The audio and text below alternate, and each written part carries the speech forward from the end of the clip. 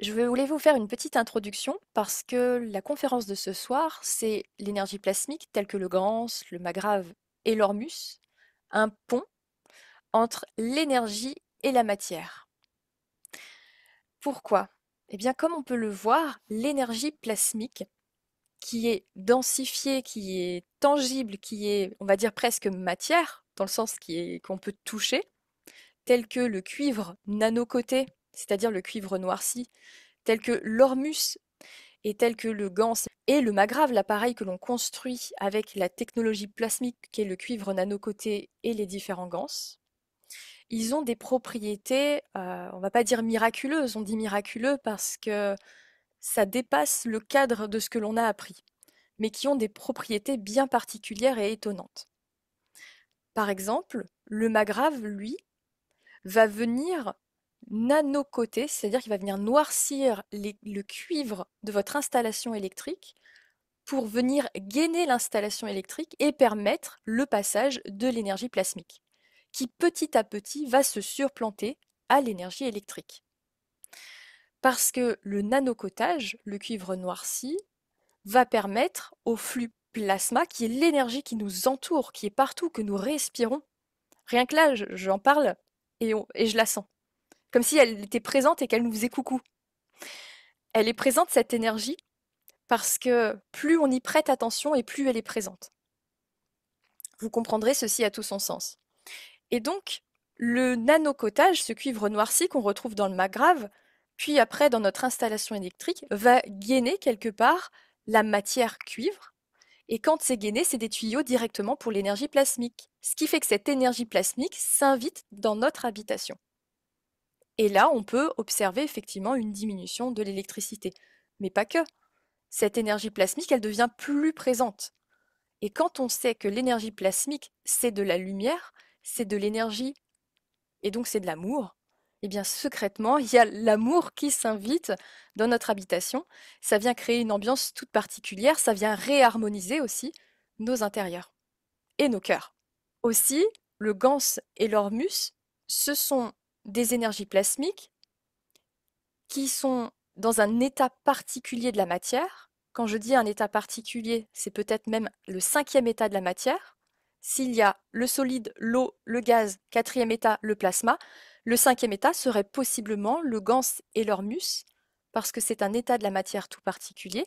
Et cet état de la matière tout particulier a des propriétés de venir aussi être l'interface avec l'énergie plasmique qui nous entoure et qui crée notre réalité, qui est, pour rappel, de l'amour, et nous.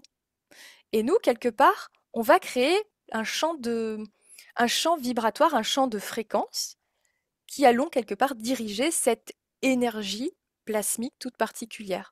C'est un peu comme un clavier d'ordinateur, le GANS et l'Ormus. C'est une interface. Mais justement, si le GANS et l'Ormus, ces fameuses énergies plasmiques qui sont visibles et tangibles, sont des interfaces, est-ce qu'on pourrait se passer de cette interface?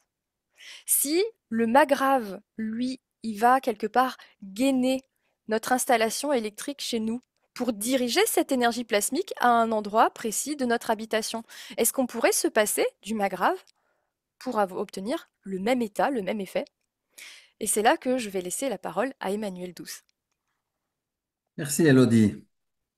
Oui, alors je sais qu'il y a eu déjà plusieurs conférences à propos des magraves, des gants, etc. Alors le but de cette soirée, en tout cas pour moi, ce serait de pouvoir, comme tu l'as dit au début de ton commentaire, c'est au-delà du plasma. Il y a beaucoup de gens qui se sont intéressés à ces technologies, magraves ou autres, gants, etc. Et puis, je crois que j'avais déjà dit une fois dans une conférence, mais peut-être je vais le répéter pour ceux qui n'étaient pas là. Lors d'un workshop qui avait été organisé par Monsieur Kesh, il y a plusieurs personnes qui avaient essayé de présenter des magraves. Ça faisait déjà 2 ans qu'on boutiquait un peu avec ça. Et puis chacun a montré son magrave. Il y en a qui avaient fait toutes sortes de constructions très jolies et autres. Plusieurs bobines. Au départ, c'était 3 bobines. Après, c'était beaucoup plus. Et puis finalement, quand tout le monde avait raconté ce qu'il avait fait, Kesh a posé une question et il a dit, mais à votre avis, quel est le magrave le plus puissant? Là, de nouveau, il y a tout un tas de monde qui pensait que le magrave qu'il avait construit, parce que forcément, l'ego, il se met en avant, pensait que c'était son magrave qui était le meilleur. Et sur ça, il nous a arrêté net et il a dit, le magrave le plus puissant, c'est vous. Alors, on n'a pas tous saisi ce que ça voulait dire, mais depuis maintenant, il s'est passé 10 ans et nous, on a passé à un stade, je dirais, différent aujourd'hui. Même si on continue de parler de Gans ou de fabriquer du Gans et puis de faire des cours pour des gens qui s'y intéressent, c'est normal, chacun est en chemin, donc il faut que les choses se passent. Évidemment, il y a des gens qui découvrent aujourd'hui, donc pour ceux-là, là, c'est bien de passer par ces étapes.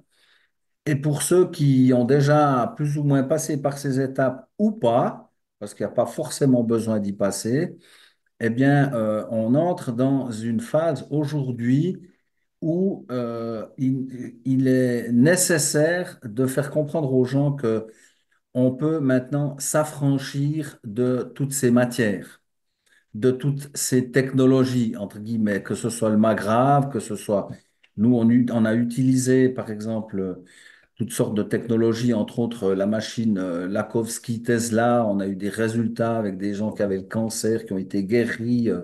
C'est toutes des choses qui sont avérées, hein. Ce soir, je ne suis pas là pour essayer de convaincre qui que ce soit que ceux ça doit parler aux gens au niveau émotionnel, au niveau du cœur, hein. On ne cherche pas à chercher des adeptes. Mais après avoir passé par toutes ces technologies, puis on les a encore, on les propose encore parce qu'il y a des gens qui démarrent et puis ils ont besoin de comprendre ces choses-là. D'autant plus que on arrive maintenant dans une période qui est une période charnière. Et puis là, je veux mettre un petit accent sur ce qui s'est passé avec le Covid. Il y a tout un tas de gens qui se sont fait vacciner ou injecter pour certains. En tout cas, il y a des gens de bonne foi qui ont cherché à se protéger, hein, ce qui est tout à fait légitime. Et puis, le problème qu'il y a, c'est que 2, 3, 4 ans maintenant après ces injections, eh bien, il y a tout un tas de gens qui sont malades, voire extrêmement malades. Moi, j'ai des gens autour de moi à qui c'est arrivé, un très, très bon copain. On parle maintenant de turbocancer. La médecine d'aujourd'hui, ils sont complètement désemparés par rapport à ça. Donc, ça crée vraiment un problème. Les gens qui ont fait confiance et qui découvrent finalement qu'ils ont été piégés par ces technologies ARNM, puisque c'est pas vraiment un vaccin, hein, donc les gens sont maintenant au courant de ce qui s'est fait avec ça. Eh bien, ils n'ont plus trop confiance à la médecine qu'on nous a proposée jusqu'à maintenant. Elle sert encore, la chirurgie, on ne veut pas tout jeter en même temps, mais disons que les gens qui sont malades aujourd'hui, et les médecins, moi je connais aussi des médecins qui parlent comme ça, ils sont désemparés parce qu'ils ne savent plus quoi donner à leurs patients.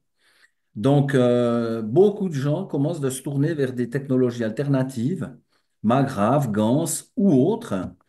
Et puis là, maintenant, on est en train de découvrir que finalement, on peut même s'affranchir de toutes sortes de toutes ces technologies. Mais pour pouvoir passer par cet affranchissement des technologies, ça demande un certain courage, ça demande un certain effort. Bah déjà, parce que c'est mal perçu par la plupart des gens, donc la majorité des gens, ils nous prennent pour des dingues. Et puis, je dirais que les phases pour donner une explication pour ceux qui comprennent ce que je suis en train de dire ou qui sont qui commencent d'entrer dans cette manière de penser, eh bien, ça passe par trois phases. La première des phases, c'est qu'il faut se détacher émotionnellement de la matière ou de la matérialité. Alors, beaucoup de gens disent, oui, moi, j'ai pas de souci avec ça, je peux me débarrasser de ceci, cela, etc., etc. La matière, ça comprend beaucoup de choses. Après, je fais une précision importante, parce qu'il y a des gens qui ont mal perçu ça il y a déjà très longtemps, je pense dans les années 60, quand il y a des gens qui partaient en Inde parce que ils se plaisaient pas dans ce monde de matière, ou disons dans ce monde qui leur était proposé. Et puis, ils ont tout quitté, tout vendu. Ils sont partis en Inde, ils sont allés à Goa, ils sont rentrés avec une seringue dans le bras. Et puis, finalement, ça n'a rien apporté, si on veut bien, quoi. Donc, je ne dis pas qu'il faut absolument vendre tout ce qu'on a. Bien au contraire, on peut conserver tout ce qu'on a.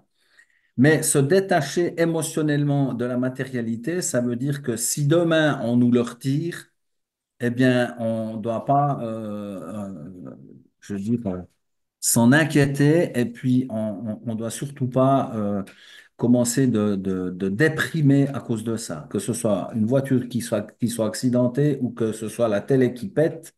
Je sais que ceux qui sont là ce soir sont pas en train de regarder la télé depuis bien longtemps, moi non plus, mais ça peut être n'importe quoi, un téléphone, peu importe. Donc, comprenez bien, se détacher émotionnellement de la matière. Une fois qu'on a réussi de faire ça, eh bien, il faut essayer de se détacher émotionnellement des êtres qui nous sont chers. Alors là, c'est déjà un tout petit peu plus complexe parce que quand on est très attaché à son épouse, à son mari, à ses enfants, à ses animaux, par exemple, eh bien, c'est quelque chose de terrible. Alors moi, je vous donne un exemple concret avec une expérience personnelle. Avec mon épouse, on a 9 enfants. Le petit dernier, le garçon, de mon côté, moi j'ai eu 4 filles et puis un garçon. Mon frère avait eu 3 filles, ma sœur a une fille, mon père avait 8 sœurs. Donc c'était le seul garçon douce qui pouvait, disons, j'étais pas très très, comment dire, à cheval là-dessus, mais on a plaisanté beaucoup avec ça parce que voilà, c'était le petit douce qui pouvait perpétuer la race des douces. Mon frère était assez à cheval là-dessus, ça lui faisait plaisir. Mais voilà, c'était le petit dernier de la famille.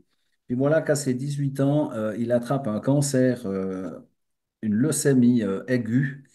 Et puis, malheureusement, ça s'est pas très, très bien passé pour lui. Alors, il a fait cette expérience, je pense. Moi, ça a permis d'en faire une pour moi personnelle. Je lui ai proposé de venir, il connaît tout ce que je fais, le Gans, le Magrave, on a une machine Lakowski, plus tout un tas d'autres trucs, des technologies de guérison absolument fantastiques. Il n'était pas intéressé de venir. Donc, on ne peut pas forcer les gens à entrer dans ces technologies, déjà, pour commencer. Et puis, comme on a découvert sa maladie assez tardivement, c'était difficile d'essayer de le faire sortir de l'hôpital. Moi, j'avais proposé qu'il fasse une technologie avec des cellules souches. Peut-être que ceux qui connaissent Bruce Lipton ou Greg Braden, c'est des gens qui ont travaillé sur ces technologies, sont un peu les pionniers de cette épigénétique. Et puis, bon, finalement, il a commencé de faire sa chimiothérapie. Et puis, ça devait être quelques séances et finalement, il a fait 1 année et demie d'hôpital. Il a fait je ne sais pas combien de chimiothérapie. Il était cadavérique, il était méconnaissable. Et un jour, mon ex-femme m'a téléphoné pour me dire, ben voilà, il lui reste 15 jours de vie, la chimiothérapie, ça n'a pas marché. Et puis, bien sûr, elle était en pleurs. Moi, là, malgré tout ce que j'avais déjà entendu, il faut lâcher prise, il faut... On comprend tout ce que ça veut dire lâcher prise, mais quand on est confronté à un événement comme celui-là, quand on m'a annoncé qu'il lui restait 15 jours de vie, je suis tombé à genoux et puis j'ai compris ce que c'était que lâcher prise. Je ne pouvais plus tenter quoi que ce soit par moi-même. J'ai dû me détacher émotionnellement de mon fils et puis j'ai dit, bon, ben, adviendra ce qui pourra, qu'est-ce qu'on peut faire, quoi. J'ai compris ce que c'était que se détacher émotionnellement. Eh bien, notre fils, il a fait un traitement de cellules souches et en 5 semaines, il a été complètement rétabli. Aujourd'hui, il n'est pas en rémission, il est guéri. Il a maintenant 23 ans. Et puis, voilà l'exemple que je vous partage, que je vous donne pour vous faire comprendre que qu'est-ce que c'est que se détacher émotionnellement. On ne doit pas vivre à travers quelqu'un, à travers son épouse, à travers son mari, à travers... Il y a des gens qui sont détachés des gens parce que ils sont tellement dégoûtés des gens qu'ils se sont attachés à leurs animaux, mais s'ils perdent leur chien, ils sont plus rien. Ils tombent en dépression, ils font des burn-out, etc., etc. Et ça ne doit plus arriver. Nous sommes véritablement seuls devant nous-mêmes et c'est très important de passer par cette deuxième phase du détachement émotionnel au niveau des êtres qui nous sont chers. Évidemment, ça ne veut pas dire qu'on doit perdre des gens qui sont autour de nous, hein. Encore une fois, c'est un peu comme l'explication de tout à l'heure avec la matière. Ça ne veut pas dire qu'on doit tout vendre, bien au contraire. Et puis après, il y a une troisième phase, et souvent dans la vie, tout va par trois, hein. Moi, j'ai travaillé avec un scientifique du CERN pendant 1 année et demie où j'ai appris énormément de choses avec lui, et il me disait toujours, tout va par trois. Voilà. Dans la pire des situations, on peut soit avancer, soit rester statique, stagner, ou alors sombrer, reculer et puis plus jamais se relever. Donc, dans le cas de ce que j'essaie de vous partager maintenant au niveau du détachement émotionnel, il y a également une troisième phase. Et puis, cette troisième phase, il y a des gens aujourd'hui qui sont en train de passer par là. Peut-être dans ceux qui nous écoutent aussi. Ça a aussi été mon cas. C'est de se détacher émotionnellement de son propre corps. Alors, ça veut dire quoi, ça? Alors, je ne parle pas de ceux qui font le culte du corps et puis qui cherchent à avoir des muscles comme Schwarzenegger, mais se détacher émotionnellement de son propre corps, c'est de réaliser que nous sommes des êtres de matière physique, oui, mais nous sommes avant tout des êtres spirituels. Des êtres spirituels qui avons la puissance, le potentiel de... Jésus disait, si vous aviez la foi comme un grain de sénévé, vous pourriez dire à cette montagne, jette-toi dans la mer et elle le ferait. Et il rajoute, vous ferez des choses plus grandes que ce que j'ai fait. Et il a ressuscité des morts, hein. Alors moi, quand j'ai entendu parler de ces histoires, je trouvais ça comique. Je me dis, c'est peut-être des belles histoires pour raconter aux enfants quand ils vont au lit, puis qu'on veut les aider à s'endormir. Mais en fait, ça s'est réellement passé. Donc, il y a des choses qui sont maintenant pour nous, non pas des croyances, mais on le sait, on le sent, on sait que c'est arrivé. Donc, se détacher émotionnellement de son propre corps, ça veut dire que si on est malade, on n'est pas malade pour rien. Et puis, si on est malade, c'est justement pour expérimenter cette compréhension du détachement émotionnel et surtout de réaliser que nous avons le potentiel pour s'auto-guérir. Euh, j'ai aussi passé par là, je partage aussi, alors c'est pas pour parler de moi que je dis, je vous partage mon témoignage parce que c'est personnel et puis ça m'est propre et puis je cherche pas à me mettre en avant, surtout pas. Je vous le partage pour que vous puissiez avoir ce ressenti, puis si vous êtes dans cette situation, sachez que c'est possible. Moi, j'ai eu des gros soucis pour avaler, j'avais des gros problèmes au niveau de l'œsophage. Et puis, ça fait longtemps que je traîne avec ça. Il y a un terme pour ça. Quelqu'un m'a parlé de ça il n'y a pas très longtemps encore. J'ai oublié le nom. Mais enfin, avec de la nourriture ou même des liquides, j'avais un blocage et puis je ne pouvais plus du tout me nourrir. C'est devenu de plus en plus important, donc c'était matin, midi et soir, même avec des liquides.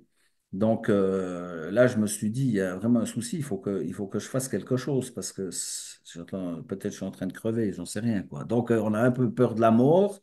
Voilà encore une des choses à laquelle on doit se détacher parce que la mort n'existe pas, c'est une illusion, d'accord?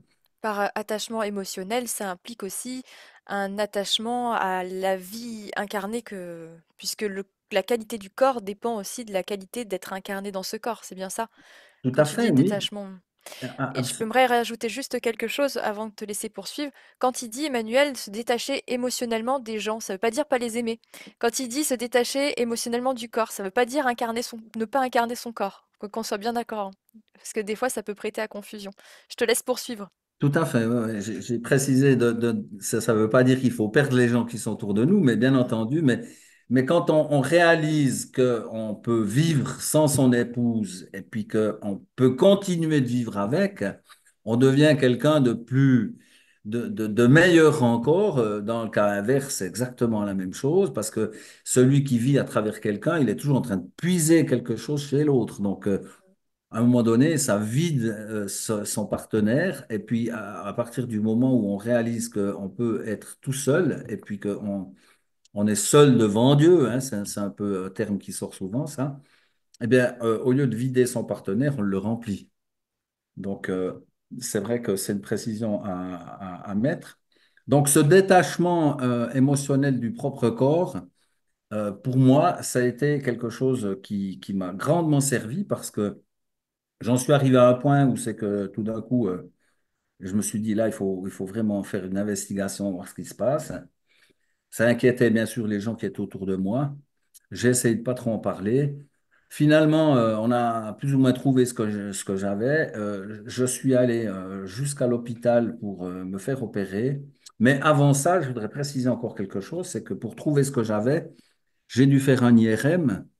Et puis, on a fait toutes sortes d'investigations. J'ai 63 ans. Alors, je vous le dis, à 63 ans, pour vivre dans le monde dans lequel on vit aujourd'hui, avec tout ce qu'il y a comme pollution, que ce soit la nourriture, l'air, les chemtrails qu'on nous balance sur la tête, etc., l'eau qu'on boit, l'air qu'on respire, à 63 ans, quand on va chez le médecin, qu'on fait un IRM, c'est pas étonnant de trouver des choses qui vont pas. Donc, tout le monde a un petit peu quelque chose. Puis, quand on commence de mettre la patte dans les services médicaux, que ce soit en Suisse ou en Europe, hein, j'imagine qu'en France, c'est pas mieux qu'en Suisse, eh bien, c'est certain qu'on vous trouve quelque chose.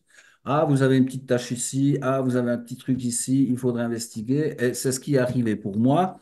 On m'a dit, ouh là là, il y a un petit souci, enfin, un petit souci, il y a deux choses qui sont pas du tout nettes dans votre prostate. On a remarqué qu'il y avait deux taches noires, machin, etc. Faut investiguer, c'est très certainement cancer, etc., etc. Bon, je me suis dit, ben maintenant, en plus de mon problème d'œsophage, moi j'allais pour régler ça, voilà, qu'on me raconte que j'ai encore un cancer de la prostate. Et puis finalement, j'ai été pour me faire opérer. Et puis j'ai fait une anesthésie complète. Et puis finalement, quand je me suis réveillé, on m'a dit, ah, on est désolé, on n'avait pas reçu votre dossier, on vous a rien fait. Et pour moi, ça a été un déclic parce que je suis sorti de la salle de réveil, j'ai enlevé tout ce que j'avais autour de moi et je suis rentré à la maison. Et pendant le chemin du retour, je me suis dit, là, tu dois comprendre quelque chose. C'est pas possible autrement, quoi. Je veux dire, tu cherches à investiguer, on découvre toujours plus de choses, mais qu'est-ce que je fais maintenant? J'ai pris la décision de... Alors attention, ce que je vais dire maintenant, ça n'implique que moi. Et puis, s'il y a des gens qui nous écoutent et puis qui vont partager ce que je suis en train de dire, tant mieux. Mais encore une fois, ça n'implique que moi. Puis, je suis surtout pas en train de dire qu'il faut faire la même chose que moi. Que chacun ressente ce qu'il a envie de ressentir, que chacun se mette à mettre en pratique ce qu'il a envie de mettre en pratique. Je ne dis pas aux gens, n'allez plus faire de chimio, n'allez plus bouffer plus de médicaments, etc. Ça, chacun est seul devant ses responsabilités. En ce qui me concerne, j'ai pris la décision de faire de l'auto-guérison. Donc, plus de médecine, plus d'hôpitaux, plus de médecins, et puis j'ai commencé de faire de l'automédication par la pensée. Et les résultats sont là aujourd'hui parce que j'ai quasi plus du tout de problème pour avaler. Au niveau de ma prostate, je m'en préoccupe plus, j'ai plus du tout de douleur, plus rien du tout. Donc, j'ai compris ce que ça voulait dire, se détacher émotionnellement de son propre corps, de mourir, de voilà. Alors, je vais vous dire une chose. Je pense ça m'appartient aussi ce que je dis. Et puis, je ne cherche pas, je suis pas un gourou qui veut essayer de mener les gens là où c'est que moi j'ai passé. Et puis, je ne suis pas en train de monter une secte. Mais je vous le dis, je pense que chacun d'entre nous, pour autant qu'il cherche à évoluer spirituellement, il devra passer par cette phase. Parce que demain, nous aurons tous une mission qui est la même pour tous ceux qui sont là ce soir, c'est de restaurer les nations et puis de pouvoir guérir les nations. Mais si on veut aller guérir les nations, ce ne sera pas avec des appareils, des magraves et puis des petites pilules comme ce qu'on a pu connaître, hein, mais ce sera avec notre potentiel humain, c'est-à-dire nous sommes des êtres spirituels doués de dons et de talents qui sont incommensurables et nous pourrons refaire exactement ce que le Christ a fait. Il nous l'a démontré. Et puis aujourd'hui, si on veut mettre en pratique ce que le Christ nous a montré, eh bien, il faut qu'on puisse l'expérimenter soi-même. Donc, on ne peut pas se mettre à aller guérir les gens par la parole si on ne sait pas se guérir soi-même. Donc, moi, je vous raconte cette histoire, mais il y a un tas de témoignages de gens à qui on a annoncé qu'ils avaient un cancer général, que plus rien n'était possible d'être tenté, et puis qu'il leur restait 2 mois à vivre. Et puis, en fait, ces gens, ils sont toujours là. Et puis, ils ont réussi de se guérir. Alors, est-ce que c'est un miracle? Alors, dans le temps, on pensait que c'était des miracles. Aujourd'hui, on n'est plus en train de penser que c'est des miracles. On sait comment ça marche. On sait que le potentiel humain permet de pouvoir parler à ces cellules, à ces atomes, et de pouvoir absolument guérir n'importe quelle pathologie. Il faut savoir que un atome, il a un voltage qui est de 7 millivolts. D'accord? Pour parler un petit peu d'une manière plus scientifique, puis être un petit peu moins dans les choses de l'esprit, un atome, il vibre à 7 millivolts. Vous êtes fait de 50 000 ou 70 000 milliards d'atomes. Ça veut dire que vous êtes une batterie de 350 millions de volts. Là, peut-être que ceux qui sont dans la technique, ils comprennent un petit peu mieux ce que je suis en train de dire. Il n'y a rien sur Terre d'équivalent à ce que l'être humain il est. Si on parle que de cet aspect-là, par exemple, eh bien, on est une batterie ou disons une machine, excusez-moi du terme, qui pourrait euh, plus que renverser les montagnes. Donc, voilà, c'est cette première partie que j'aurais voulu pouvoir vous partager, c'est-à-dire passer par ces 3 étapes du détachement émotionnel. Je répète juste une dernière fois. Donc, matière, les êtres chers qui sont autour de nous et se détacher émotionnellement de son propre corps. Mais Une fois que vous avez fait ça, eh bien, je ne veux pas dire que vous êtes invincible, mais vous prenez conscience que vous pouvez non seulement agir sur vous, il y a l'exemple très connu de Joe Dispenza, que peut-être certains ont déjà entendu parler, il a qui eu avait eu un la... accident, qui était complètement paralysé, avec des vertèbres fracassées, il était tétraplégique, et aujourd'hui, il remarche, il fait du sport. Et il expliquait dans son témoignage qu'il avait reconstitué mentalement chacune de ces vertèbres, atome par atome, et puis bien sûr, il était souvent perturbé quand il faisait ça parce qu'il se concentrait pour faire ça. Et puis finalement, quand il était dérangé parce qu'une infirmière rentrait dans sa chambre ou autre chose, eh bien, plutôt que de continuer là où il en était, non, il recommençait depuis le début et puis il recommençait de faire reconstituer ses vertèbres atome par atome, tout ça par la pensée. Aujourd'hui, c'est quelqu'un qui est connu internationalement, donc moi, je suis rien par rapport à lui, mais j'ai vécu la même expérience que lui dans le sens que je me suis guéri, auto-guérison. Et puis, je ne cherche pas à faire de la publicité avec ça, que ceux qui sont dans cette situation, qui ont des soucis de santé ou autres, eh bien, se mettent en pratique avec ça. Ce n'est pas très compliqué parce que Il faut faire travailler son mental, il faut faire travailler son émotionnel. On sait qu'on a des neurones donc, dans l'estomac. On en a aussi, bien sûr, dans la tête, mais on en a aussi dans le cœur. On a plus de 40 000 neurones dans le cœur. Si vous faites descendre vos pensées, hein, pas les pensées astralisées qui nous sont en permanence bombardées, mais si vous faites descendre vos pensées d'amour dans votre cœur, et puis que vous êtes conscient et que vous parlez à votre corps, vous pouvez le rétablir très, très rapidement. Et Vous pouvez parler justement, à votre Emmanuel, j'ai une sang. question Oui. avant de te laisser poursuivre. Il y en a qui vont dire, bah, c'est quoi le lien avec le fait qu'on se détache émotionnellement de la matière, des êtres chers et du corps pour pouvoir se guérir? Qu'est-ce que tu pourrais répondre aux personnes qui poseraient cette question? Je répondrai de la manière suivante, c'est que pour ceux qui sont attachés à la matière, bien souvent, ils sont détachés du spirituel. D'accord? Donc, ils sont plus attachés à leur voiture qu'à leur femme. Ça démarre déjà très, très mal, je dirais. Alors, je pense pas que ceux qui nous écoutent font partie de ces gens-là. Puis s'il y en a, ben, c'est pas un problème. Mais si je vous dis ce que je viens de vous dire, c'est-à-dire vous avez un cancer, essayez de vous auto-guérir par la pensée. Je pense que si j'avais dit ça au départ, maintenant on est toujours 100, mais je pense qu'on serait plus que 10. Donc, il faut y aller par étapes. Et on passe pas, et ça je l'ai aussi dit, on passe pas de l'eau bouillante à l'eau congelée, donc, ou l'inverse. Donc, on passe par des phases. Ces phases, elles se font en douceur. Si vous prenez un glaçon puis que vous le laissez fondre gentiment, ben, ça se déroule d'une manière très, très soft. Et puis, c'est un peu la réponse que je donnerais.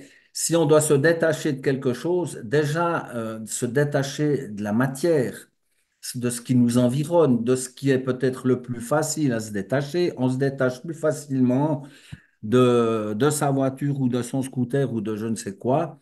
Toujours, je parle émotionnellement, hein, ça ne veut pas dire qu'on doit la vendre, mais de ne plus mettre ces choses-là en avant. On doit préférer aimer son épouse avant sa voiture.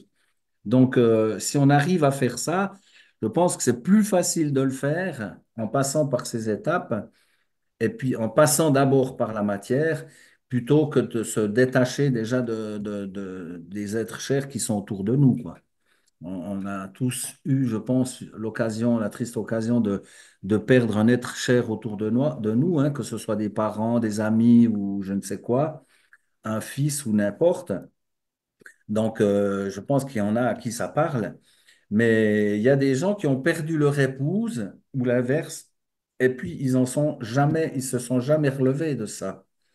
Donc, je dirais, c'est des gens on ne pourra pas, c'est des gens qui ne pourront pas, allez, je le dis, je suis un peu cru, mais qui ne pourront pas avancer dans une vie spirituelle parce que on est seul devant Dieu, encore une fois. On est là pour apporter quelque chose, mais pas pour consommer chez son partenaire ou consommer le monde par la matière ou autre.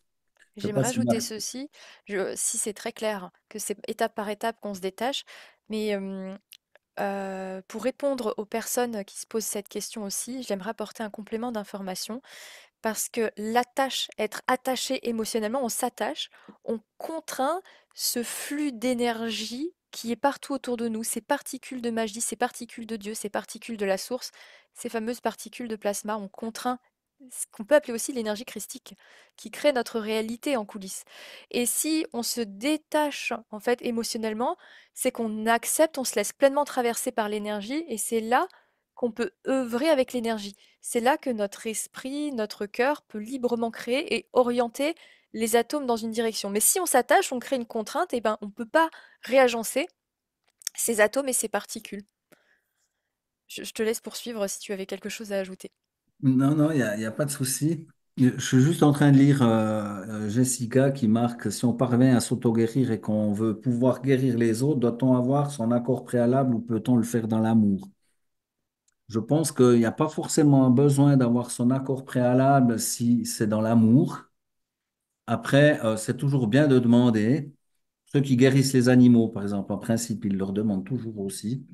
Donc, si vous avez l'occasion de le faire, faites-le. Puis sinon, après, on a tendance à vouloir guérir ceux qu'on aime, hein. Alors, le Christ disait, bénissez ceux qui vous maudissent, priez pour ceux qui vous haïssent, car il n'y a pas de gloire à aimer ceux qui vous aiment. Alors moi, si je vous partage tout ça ce soir, continuez d'aimer vos épouses, évidemment, ça c'est une évidence, vos animaux, etc. Ne changez en rien. Par contre, nous avons besoin de vous pour envoyer de l'amour à ceux qui sont pas encore conscients de ce qu'on est en train de parler maintenant. Et puis, on peut agir sur n'importe qui, un homme politique, un trafiquant de drogue, quelqu'un qui fait... on entend tellement de choses terribles ces derniers temps avec des trafics d'enfants, toutes sortes de choses, cette pédophilie, ces mouvements LGBTX+, etc. J'entends, OK. Mais je pense que si on réalise qu'on a ce potentiel, on peut agir sur ces gens en leur envoyant de l'amour. Alors, comment est-ce qu'on fait ça? On peut faire ça. Ce qu'il faut comprendre, c'est si on parle d'une manière un peu plus technique, j'aime pas dire scientifique parce que pas perdre les gens, puis moi je suis pas un scientifique, mais si on parle d'une manière un peu plus technique, il faut comprendre que là, on est l'un à côté de l'autre, Elodie, bien qu'on est à quelques centaines de kilomètres peut-être, mais si on était véritablement l'un en face de l'autre, eh bien, à 1 mètre de distance, si on enlève nos yeux et puis qu'on met deux microscopes là, puis qu'on zoome un petit peu, en ayant zoomé 50 fois, eh bien, on ne se voit plus à 1 mètre de distance. Il y a tellement de choses entre toi et moi à 1 mètre de distance, tous les atomes d'oxygène, simplement l'oxygène qui n'est pas visible mais qui est présent, on est conscient de ça, eh bien, on est dans une espèce d'immense soupe. Alors, je vous ai déjà une fois dit que nous, on collabore aussi avec Nassim Haramein. Ce que je vous dis là, c'est des faits avérés aujourd'hui. Les scientifiques, ceux qui parlent de sciences quantiques, je veux dire, ils ont bien compris que, en fait, tout ce qu'on voit autour de nous, et puis peut-être pour ceux qui viennent d'entendre ce que je viens de dire, c'est peut-être encore plus facile de se détacher de la matière quand on sait qu'elle n'existe pas vraiment. Donc, comprenez que nous sommes dans une immense soupe d'atomes et puis que tous ces atomes, ils sont interconnectés les uns aux autres en permanence. Donc, quand on met le doigt sur un atome puis qu'on touche quelque chose, eh bien, à l'autre bout du monde, on arrive à agir. Donc, Mm.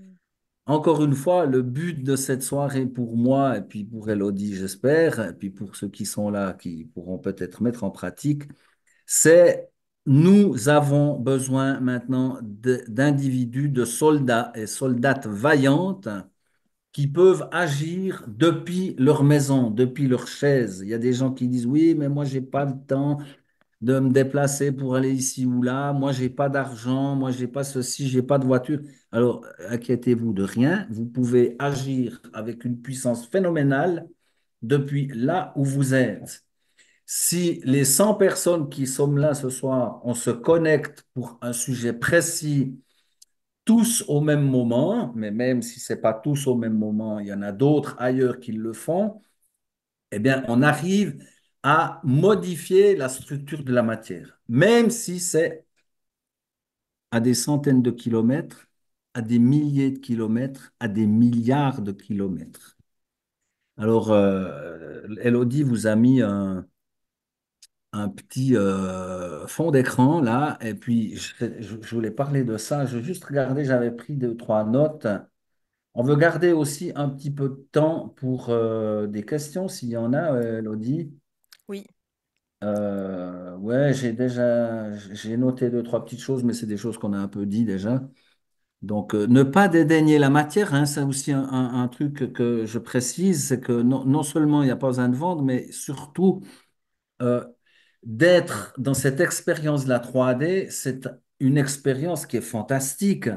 Pour ceux qui sont dans la nature ou bien qui ont l'occasion d'avoir des fleurs, des arbres autour d'eux, puis qu'ils peuvent se déplacer dans la nature, il y a des choses, les paysages, il y a des choses absolument extraordinaires, ou bien des fruits avec des goûts, etc. Donc, ne dédaignez pas la matière, bien au contraire, quelle qu'elle soit, même si c'est votre voiture, parce qu'elle est faite des mêmes atomes que compose votre corps. Donc, à quelque part, vous devez comprendre que dans le futur, puis ce futur, c'est demain, peut-être après-demain, euh, eh bien, nous allons pouvoir maîtriser la matière.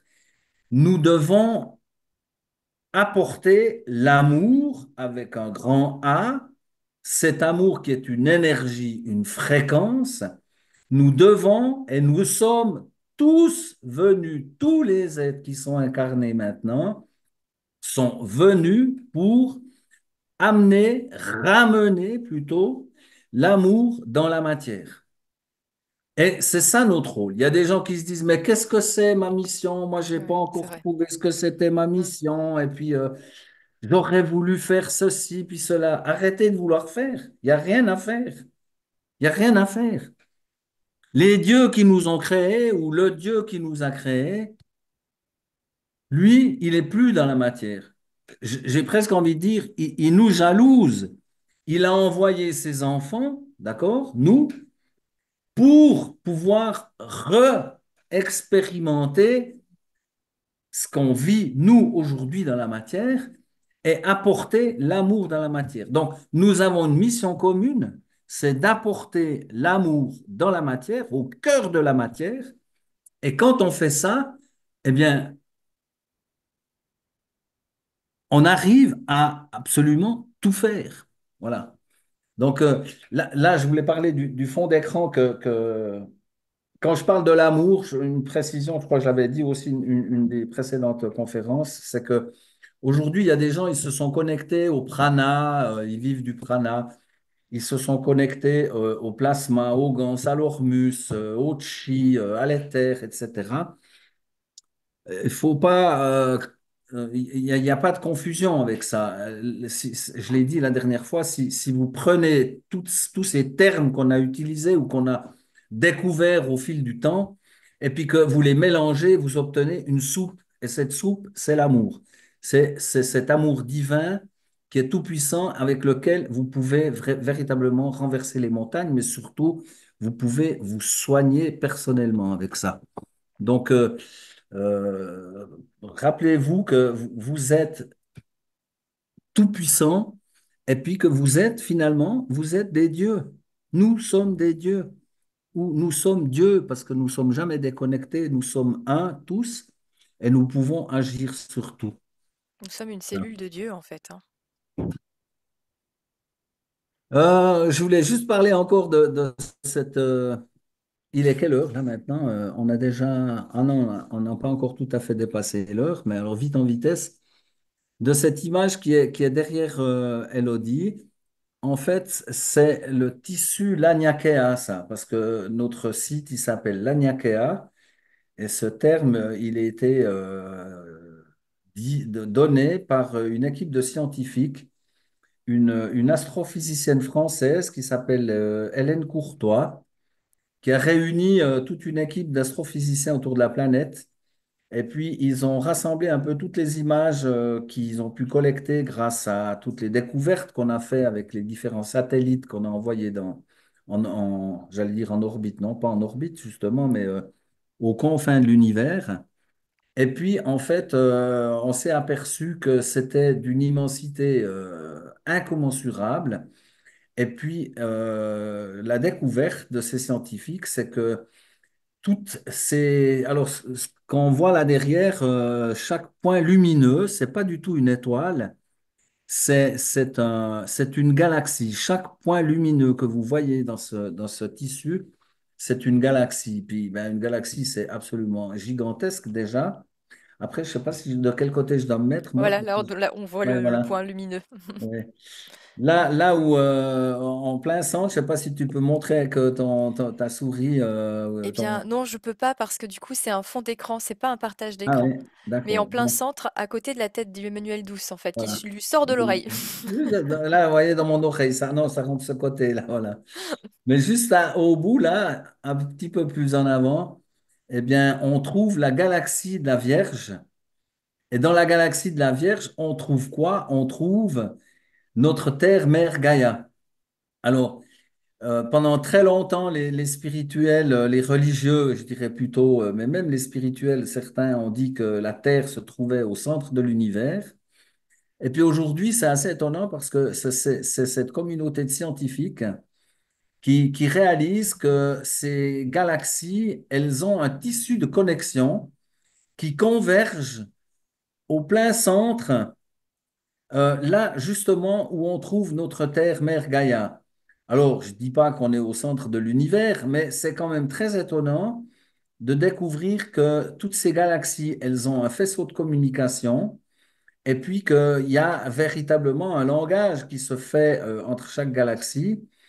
Et puis, moi, je vous invite, parce que ça m'arrive de le faire, depuis chez moi, tout seul, dans ma chambre, d'envoyer aux confins de l'Aniakea, aux confins de toutes ces galaxies, mes pensées d'amour pour dire à ceux qui nous écoutent, eh bien, sachez qu'il y a maintenant des êtres humains qui se sont éveillés et qui sont en train de ramener de l'amour puissant, divin au cœur de la matière. Et je pense que toutes ces êtres vivants qui sont dans d'autres dimensions, ils nous entendent et ils s'en réjouissent. Ils sont là maintenant, prêts à nous rendre plein comment dire, de bonnes choses, pour dire simplement. Et puis, ils surveillent ce qui se passe sur la Terre et ils se réjouissent de voir qu'il y a des gens qui se sont éveillés. Nous passons maintenant d'un âge d'adolescence. L'être humain est un adolescent pendant des éons. Il y a eu toutes sortes d'événements qui se sont déroulés. On a connu l'époque des Lémuriens, des Atlantes, etc. C'est des gens qui se sont maintenant réfugiés, certains au centre de la Terre, d'autres sur des vaisseaux spatiaux. Et puis aujourd'hui, eh bien, on est quasiment à bout touchant. Il reste très très peu de temps. Moi, je dis pas il faut pas perdre du temps à construire des magraves ou du Gans parce que si vous devez passer par là, il faut le faire. Et puis nous, on continue de le faire, hein. On a un atelier où moi j'ai du plaisir. On s'amuse à faire ça, j'ai envie de dire. On s'amuse avec la matière. Mais pensez à ce que je vous ai dit parce que nous avons tous besoin les uns des autres et si on se connecte à cette énergie toute puissante, on n'a plus besoin de rien du tout.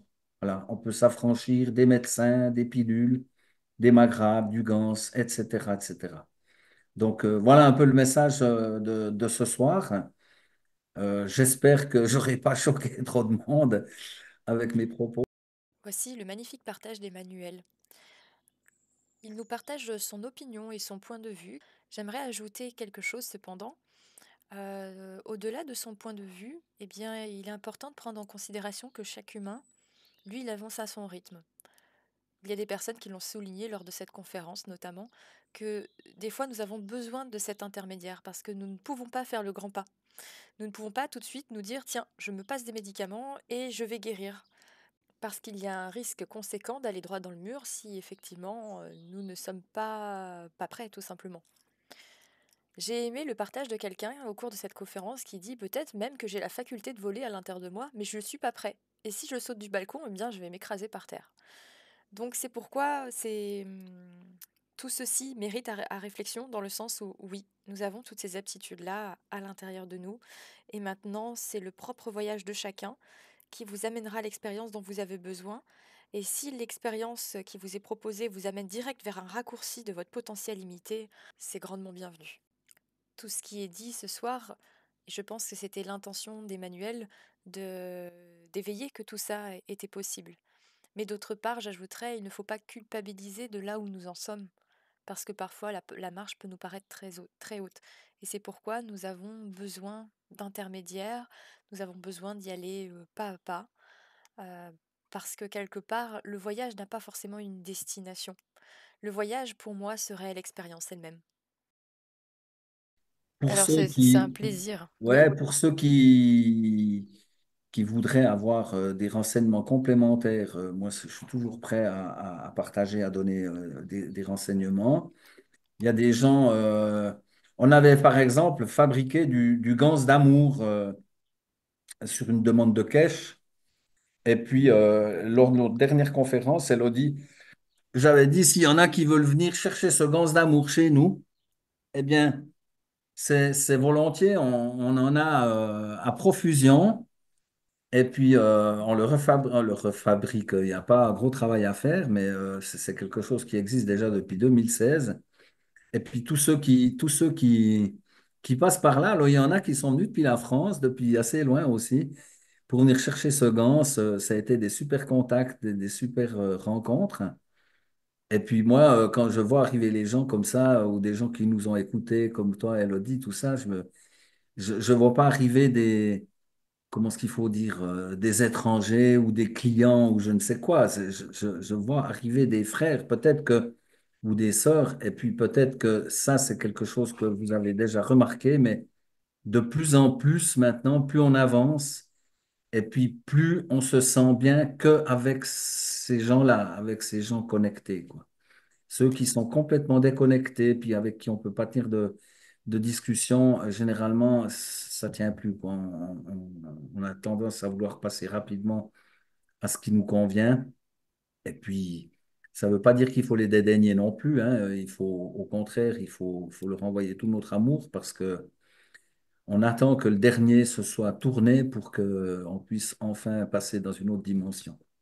Et justement, plus nous, on est connectés justement à qui on est, grâce aussi à ces belles personnes qui nous le partagent, telles que Emmanuel ce soir, eh bien, on se connecte en regardant l'autre, on lui fait miroir aussi, on lui permet de se connecter à qui il est et sa grandeur, même si lui, il n'est pas éveillé, parce que très souvent j'entends oui, mais ma famille, ils en sont pas au même point, ça me fait souffrir d'être le seul à être éveillé, etc., etc.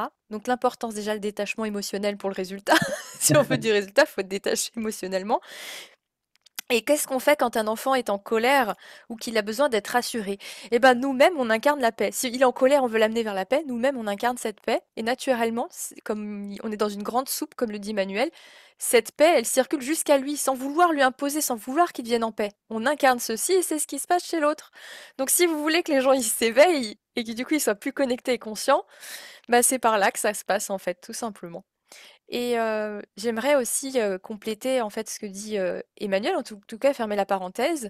Donc quand on prend conscience de ce qu'il vient nous dire, de ce pouvoir créateur, en réalité, bah, l'Ormus, le Gans et le Magrave, ils nous ont montré que c'était possible. On s'est appuyé sur eux. On a pu voir, parce que c'était tangible, c'était limite scientifique, on a pu voir par A plus B les résultats, on le touchait, mais on se rend compte qu'en fait, nous, on a cette faculté-là. Et on pourrait simplement par l'esprit je dis, réduire la consommation électrique. C'est pas le but, mais c'est qu'en fait, on voit tangiblement, c'est plus une preuve que il n'y a pas que la matière qui compte, il y a vraiment autre chose, plus grand que ça. Donc on peut se guérir au-delà de l'Ormus, on peut se guérir au-delà du Gans, on peut consommer de l'énergie, utiliser de l'énergie qui fait fonctionner notre matière, si vous voulez, avec autre chose que de l'électricité, sans pour autant passer par l'intermédiaire qu'est le Magrave, le Gans et l'Ormus. C'était un peu juste pour vous montrer, pour vous ouvrir les yeux, pour vous, pour vous éveiller et vous mettre le chemin quelque part, cette technologie-là. Comme le dit Emmanuel, enfin comme reporte Emmanuel, puisque c'est Monsieur Cash qui l'a dit, on est des Magraves, on est des Ganses, on est de l'Ormus. Et Monsieur Cash le disait aussi, vous êtes des boîtes à Ganses. Vous êtes votre propre électrolyse.